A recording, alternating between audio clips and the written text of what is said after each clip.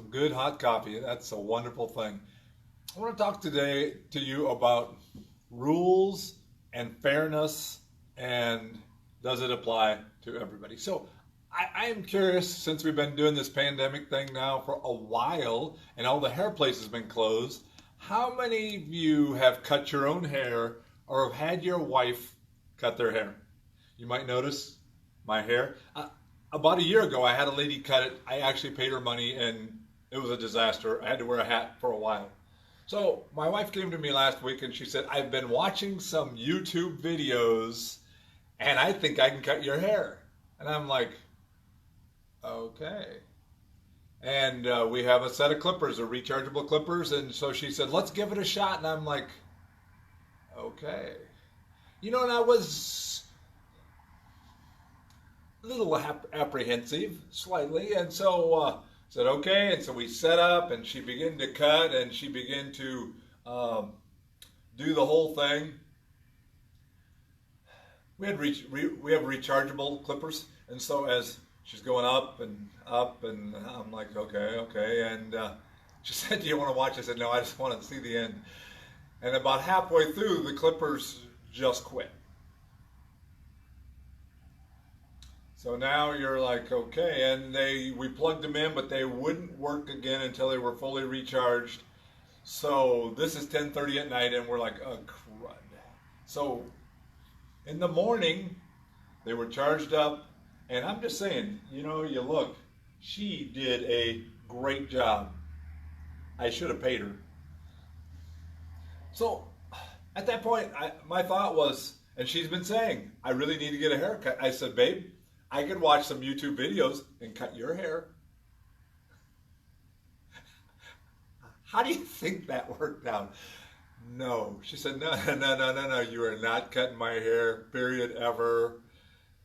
Different rules. There's different standards. Husband and wife, you understand. As a kid growing up, I think of my brother Dan Winnigan. He was the oldest and he had a different set of rules. And then there was me, and then my sister, who was like 6 years younger, Rochelle Colgrove, and she really had no rules. She was the most spoiled little thing. I hope she's watching this. And different rules. For example, your grandkids, or not your grandkids, but your children. Your children, you say to them, no, you can't have a cookie until after you eat your real food. You know, my parents are gone. Those same rules don't apply to me. I'm going to have a cookie. Thank you, Lois Smith. You're wonderful.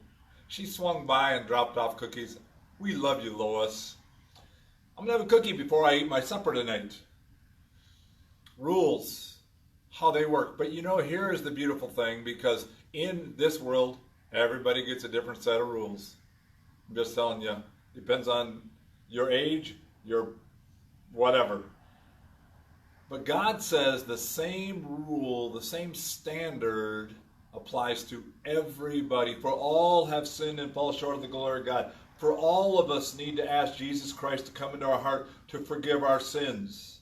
All of us have failed before God. He gives us the same standard. Isn't that awesome? He is that God. And so each one of us have to come and ask Him to forgive our sins and change our lives. Each one of us.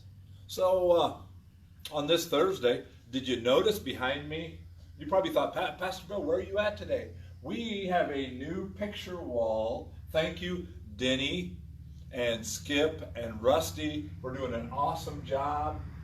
Betty Taylor for getting this all together. We now, when you come back to church, and we're hoping for the 17th, that Sunday the 17th at 10:30, some things are going to be different.